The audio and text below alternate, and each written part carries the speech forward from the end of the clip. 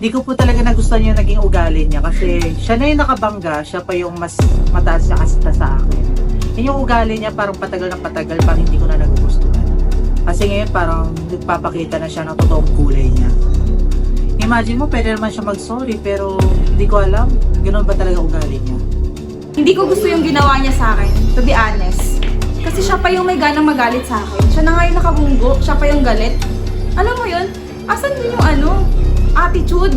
Dahil sa sunod-sunod mong paglabag sa patakaran kong ito, humantong ako sa isang desisyon.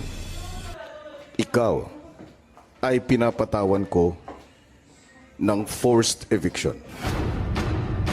Amen! Pero dyan mo makikita ang sobrang ganda at quality ng SBC ko. Information, Technology. solution.